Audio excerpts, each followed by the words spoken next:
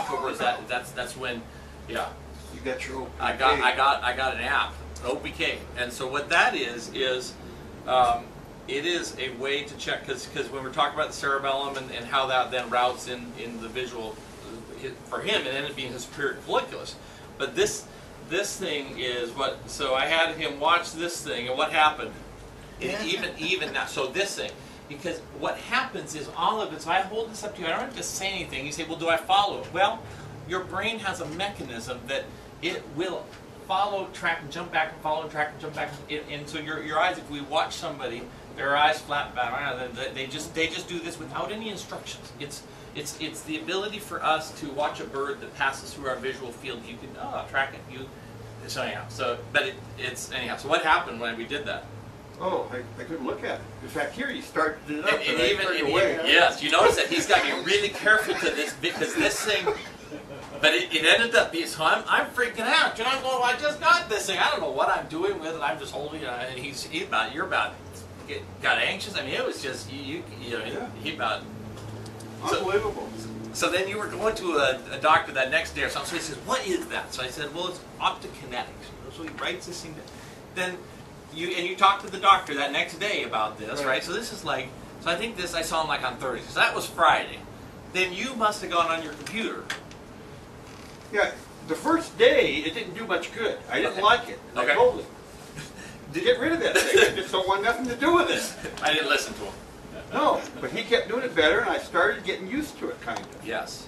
And then, I think about the third time he tried it, I was sitting on that bench right there where he does the adjustments. Yes. And we went through it, and just all of a sudden I felt relief. It was just by watching the same thing that was almost too much, but after doing it a little bit. And I stood up, and I said, "You have never adjusted me so good, especially without even touching me." And he had not. I had not adjusted him. He had not touched me. What, did that just kind of create an overstimulus and kind of retract things? It's ultimately, that you want to really, you have your little thing? So I took the OPK and I searched on home. I didn't want to wait to have to come back again for relief. So now listen, so he went on the internet, right? So this is... You weren't doing anything anyway, so...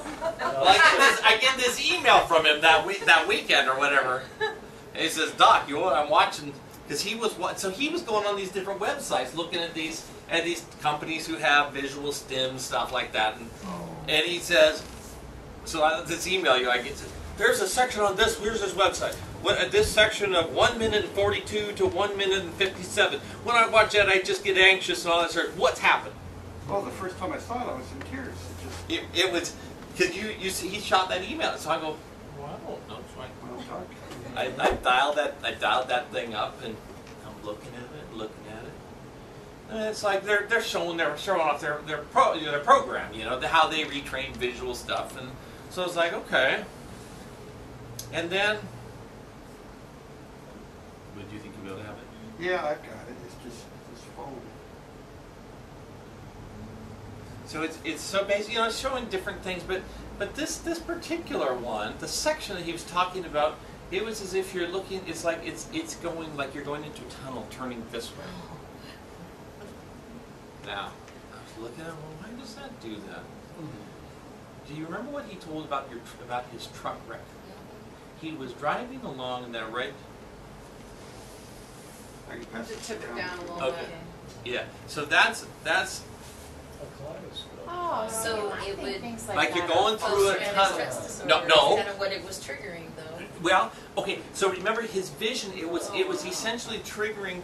Because what happened? Because if you think about his world, as the truck wreck was happening, the truck was going to. So it replicated what happened. I think what happened is his superior colliculus. Now we haven't talked about this, but one of the things that visual, it goes to a certain part of your brain where your brain maps your vision. See, when you decide to look at something, you're looking to a quadrant. You're looking to a reference point. His grid got skewed. What was the problem was that when his eyes were looking or turned or doing, it didn't, where he looked didn't match with where his brain thought his eyes should go. There was a disconnect. It had gone over like this, and and then he hit the divider, and it must have jostled that so that it was then off. And why it was triggering this is there's reflexes in our body having to do with movement, sight, reflexes, like if we see something coming at us, we blink our eyes, move away, all those. So there's connections, and then if it's off, it was firing those reflexive activities. Now, so when we realized, wait a minute, so I said, okay, so I emailed him and say, okay, can you make it go the other way? No, I had no idea, right? So that was the other majesty of what he did. Somehow you downloaded that section, and he cut it and flipped it, right?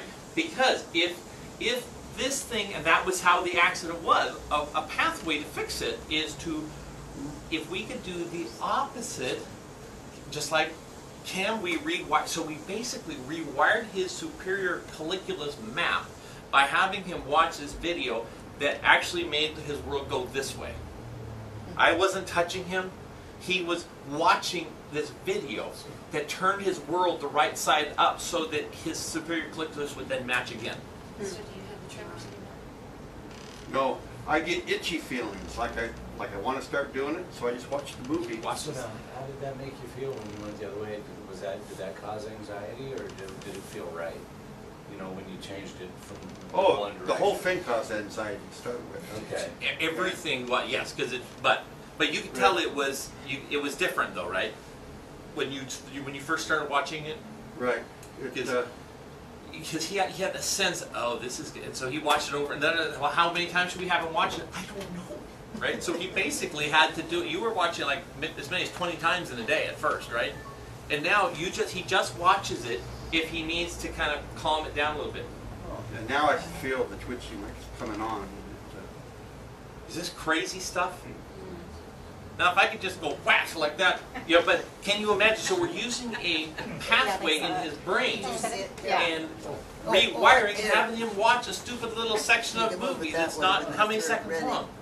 20, 30 seconds? I mean, it's not very long. It's about 60 seconds. 60 seconds, yeah. I mean, it's like, And I cut that out of about a 3-minute demo on OPK. Isn't that amazing? All right, Bruce, thank you. So is this kind of fun to see? So if you can imagine this case where I read about this, and so right here in my office, this thing that I will never forget. I mean, Bruce, this was a lifesaver. it's crazy, isn't it? It has changed how I'm thinking about this, and it's really, so I look at each one of you guys and I go, well, are you starting to forget stuff? Are you having some anxieties about stuff? Is there something going on inside your brain? Is it possible that we could do something to help you? And is it possible it's going to be something different than what I've ever done before? You see, and so if you can pray for me just to try to figure out, how do I take this? It's like when you learn something new and you don't know what to do with it, it's almost so amazing. But people like Bruce, and then each one of you guys are going to be having your story, and you're going to write. We're going to see some amazing things happen out of this office. And